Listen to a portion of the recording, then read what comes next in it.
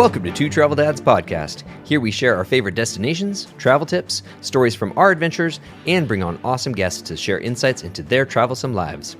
Be sure to subscribe wherever you get your podcasts and check out our detailed show notes at twotraveldads.com/podcast-episodes.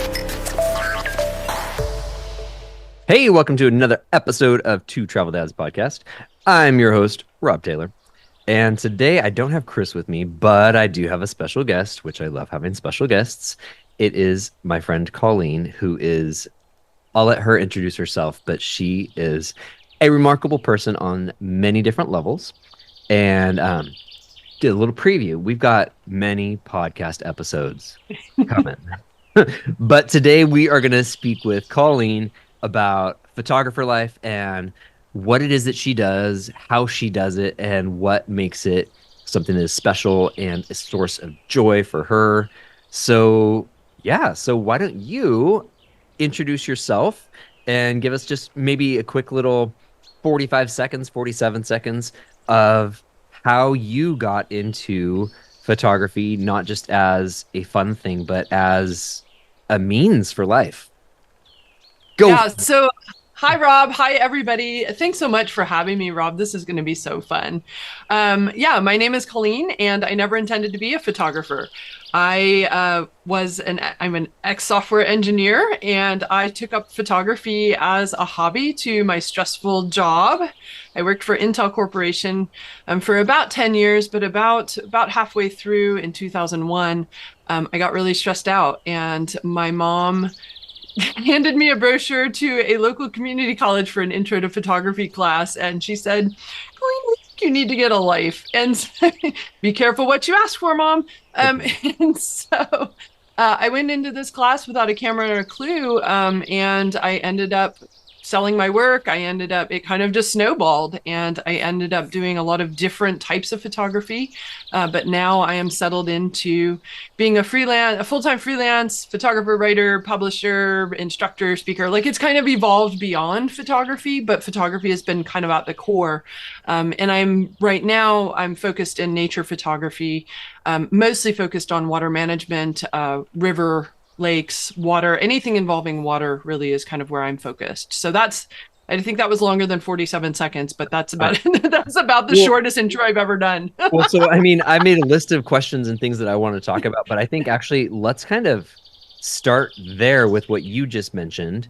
Colleen has been able to put together some really beautiful books, and one of them, which I have here, which I don't think I'll be using a video, but just in case. Oh, you can't even see it. It's really that's okay. It is a really cool, I don't know if we'd call it a photo essay or a story of water in the Southwest. You can talk about it, but it's called The Current Flows: Water in the Arid West. And I think it is a fascinating and beautiful, call it a coffee table book if you want. Tell us about what it was that got you creating this specific piece. Yeah, so thanks for that feedback. I appreciate that. The Current Flows actually started as an exhibition, a photography exhibition. I was doing a presentation out of Yosemite conference in, obviously, Yosemite, and I had the fortunate opportunity to meet Jean Falk Adams. And Jean Adams is Ansel Adams' daughter-in-law. She is married to Michael, who is Ansel's son. Ansel is one of, photography's most renowned photographers. He's obviously passed away. But he was so influential in the photography community, and obviously one of my biggest inspirations. So to meet Jean was like, oh my gosh. And it turns out that she was in water management issues as well. She was dealing more with oceans, in particular the Gulf oil spill and things like that. And so we really hit it off because I was really focused on Colorado River. I was falling in love with the Colorado River, and a lot of my work. The Colorado, yeah, as Katie Lee calls it, the Colorado. So, so we kind of hit it off, and she had this whole exhibition with Ansel's prints, Ernie Brooks, some other pretty renowned photographers involved in this bigger exhibition. But she was looking for a little bit more of a local flair, and I just happened to run into her at the right time, the right place at the right time, and she was like, you're going to be in this show. And I was not photographing in black and white, which was her show. I was color. And so instead of just saying like, no, you can't be involved in it, she was like, we're going to do a solo show. And I was like, okay. I mean, because why not? And that's what I think that's part of why Gene and I get along, is that we're both really focused on the possibilities and creating opportunities as opposed to just saying no, like it doesn't fit. Right. So she is very good like that. And so we ended up putting this exhibition together. It was held in Pueblo, Colorado, but it was held right at the end of the pandemic. And we recognized that not everybody was going to be willing to travel to see the exhibition. And so that's what ended up becoming this. We call it an exhibit catalog. You can call it, coffee table book, whatever you want to call it. But these are my exhibition photographs from that show. And I wanted to help kind of raise awareness beyond the exhibition, that time frame. And so that's how the current flows came to be. I love it. And it's absolutely beautiful and it's inspiring as somebody who is out in nature. I think it's pretty amazing to see that body of work in physical form. It's really cool. Thank you. Yeah. Yeah, But so then with that, you've done some other books and you've been a part of other books. Another one that's that right. I got here that you just recently gave me, and I am halfway through just pondering and all that, is all about Arizona's wildflowers and photographing um, the beauty of Arizona that you don't expect.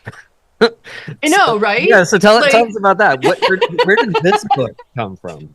well, so I mean, that's the thing. Like, so I didn't grow up in Arizona, and when I was growing up in the Midwest, like I kind of was under the impression that Arizona was just kind of a bunch of sand, like because that's Yeah. what a desert is, I guess, right?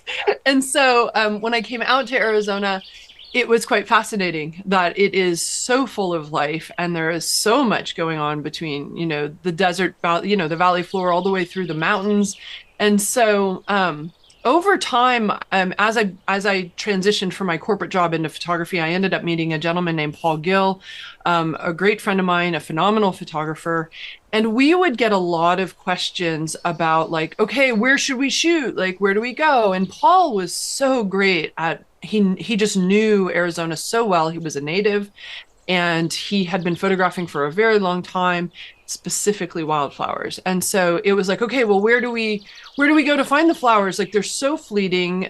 Every year is different.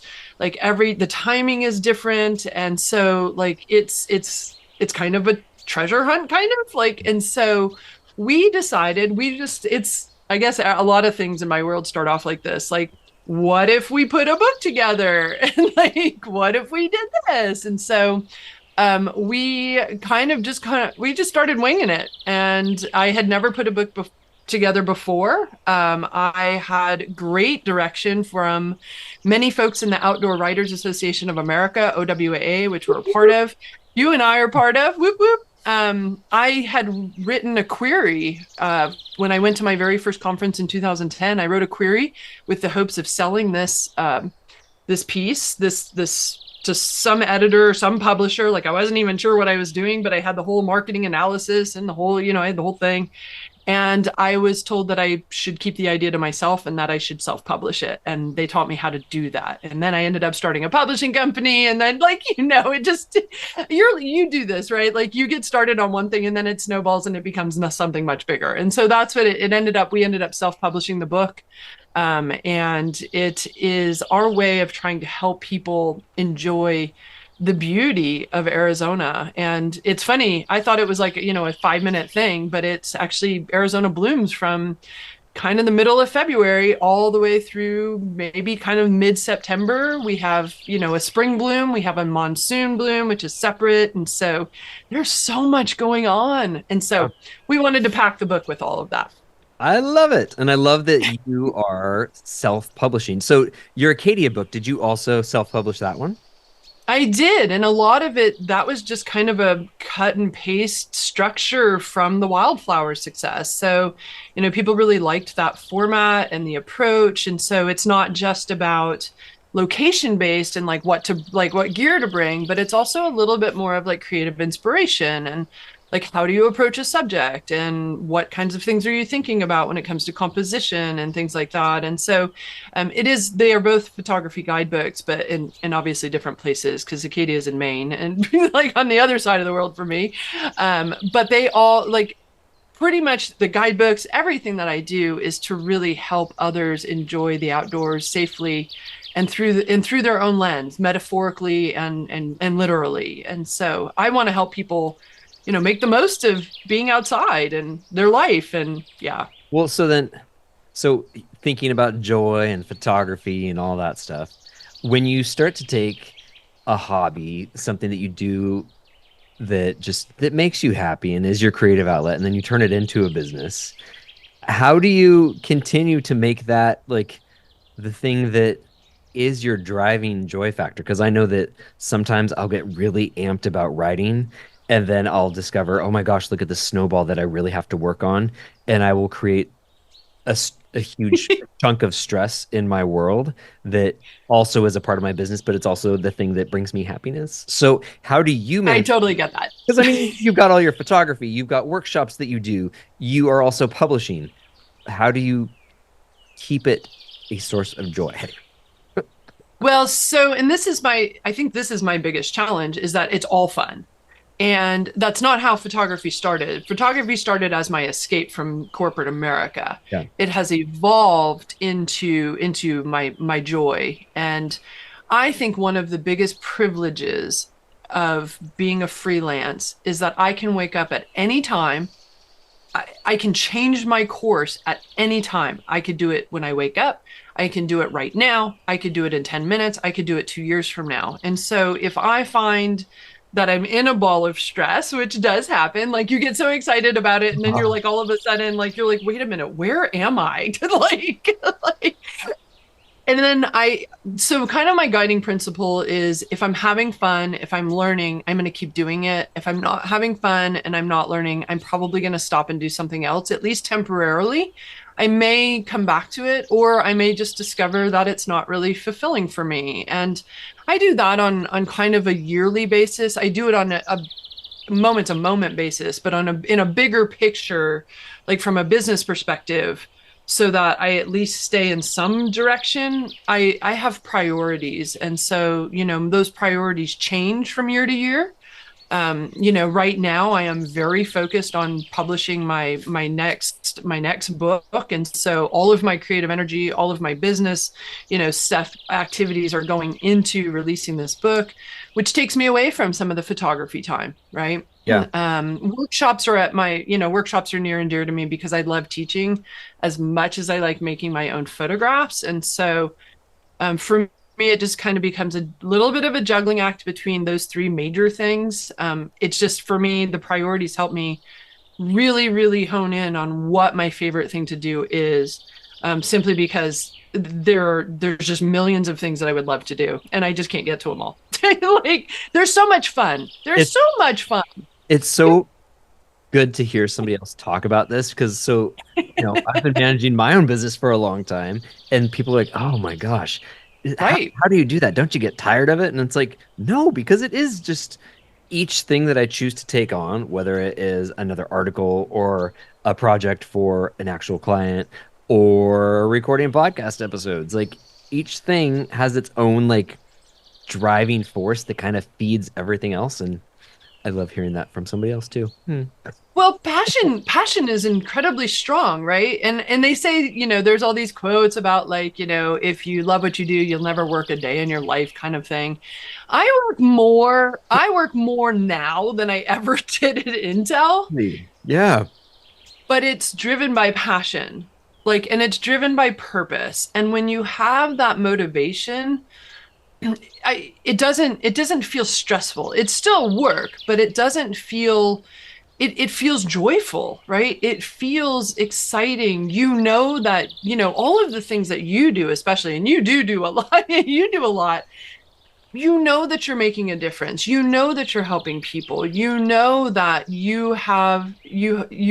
you've found like the magic formula, right? Of joy in your life. And that's the root of that is passion and purpose. And I think that's an honor and a privilege to be able to find that and to ever be able to deliver that through our career choice and actually make money at it and support families and support lifestyles. And so I with passion, I do believe that passion can get you a long way. Like passion, There, passion can get you through a lot of stuff. there's the quote of the day.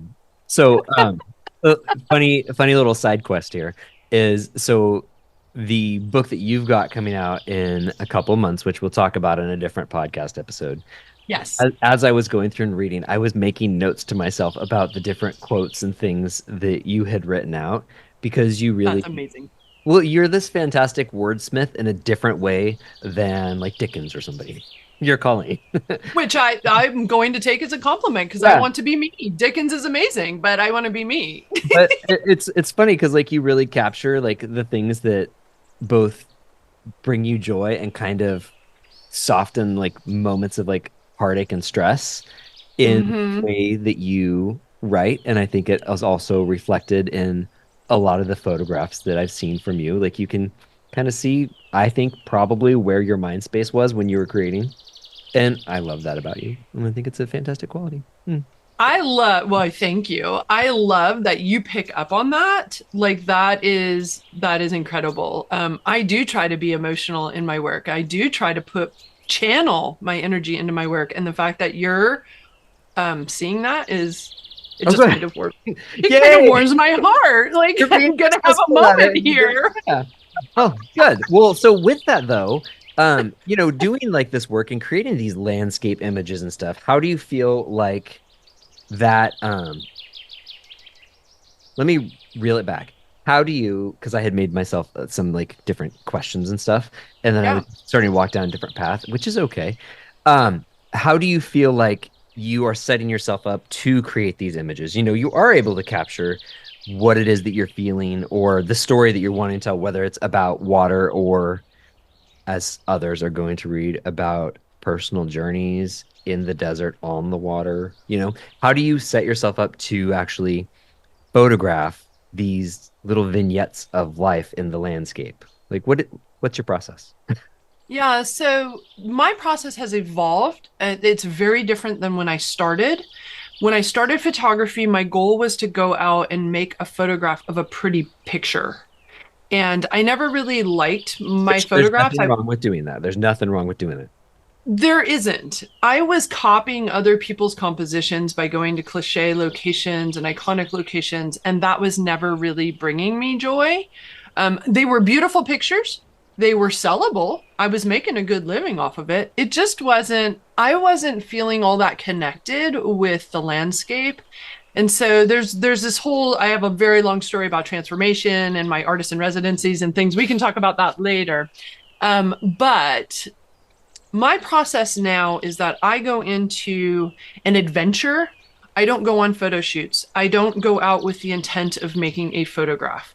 I go out with the intent whether to experience awe, to experience wonder, to experience, to follow curiosities, to discover something new about the world around me, about myself, about my craft. Like I'm out there to learn. And that is a bit of a mindset shift. And so when I go out on a hike, I might do a stand-up paddleboard, maybe it's a river trip, like whatever that adventure is, whatever it looks like. It doesn't have to be big, or it can be, as grand as the Grand Canyon, wrapped in the Grand Canyon, through the Grand Canyon. But it's, even smaller things like just going, on a walk around my house. It's curiosity that drives me. And what ends up happening is in some form, I create meaning and I create connection with whatever I'm seeing. And that could be anything. That could be like, oh my gosh, that pattern reminds me of my grandmother's apple pie. Or it could be, I start creating these narratives, like these little stories that I'm like projecting my life onto trees, and I'm like, like I'm having Bubbles. bubbles, right? Well, bubbles, I just lose all two marbles in my brain. I just like, if you see photographs of bubbles of mine, it's just, that I have lost my mind because I love photographing bubbles. And so for me, I have to have a moment of connection. I have to have a moment of meaning, of story, of experience before I snap the shutter. And then I use things like Gestalt psychology and human perceptions to match the meaning that I've created in my own head to express that visually in visual language through photography. And so I'm using optical illusions, I'm using, color associations and perceptions about depth and all of that. I'm incorporating that into my frame so that, viewers like you have some sort of emotional response. And like I said, like one of the biggest compliments I think a photographer can get is that you feel you can kind of maybe sense the emotional state that I'm in when you see my photographs. Like that's it. Like that's the prize. That's the trophy. Like there's nothing better. Excellent. Good. So with that then, like when you do leave the house with a camera in tow, which I always have a camera in tow, uh, do you ever go out with the intent of seeing what you can see and then not creating an image? Do you let that get you down? Do you feel like that's something where you're like, today just wasn't the day? Like, how does your mindset flux with doing something like that, with heading out with intention and maybe not, maybe not being spot on today? Absolutely. So again, it's changed over time. When I started with my career in photography, I would get very frustrated if I came home empty-handed. And a lot of that was just I was putting a lot of time pressure. Like I was working at Intel, so I didn't have a lot of time to make images, and so I must make the image right now.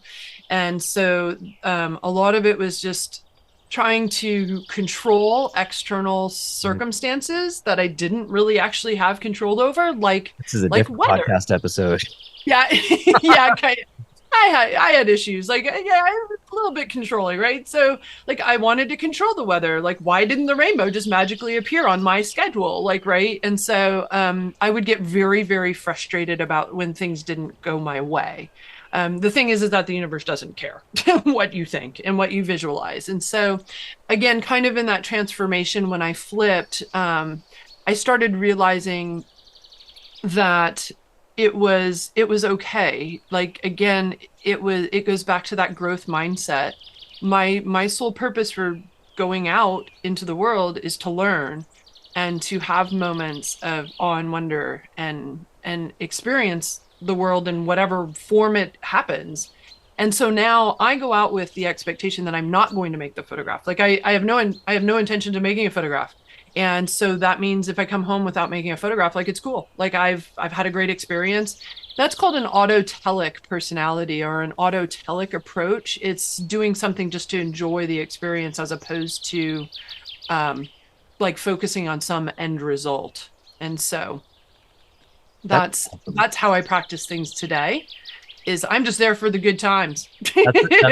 That's a shift that I know I need to work on personally Yeah.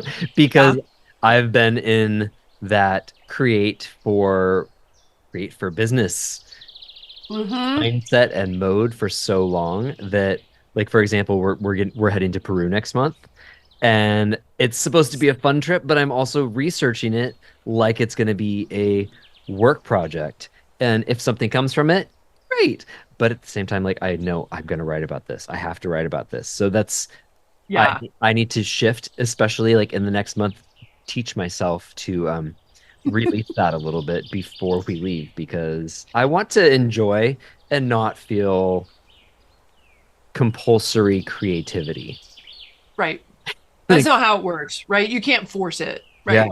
yeah, for sure. So we only have a couple minutes left. Um, Yeah. one other thing I wanted to hit on, especially we're talking about your process and like actually walking out the door, creating or not. So when you are leading a workshop, um, is that something that you guys dig into and talk about? Do you talk about like the technical side of things, or is it much more of the theory and philosophy behind just general photography? What's the aim with your workshops?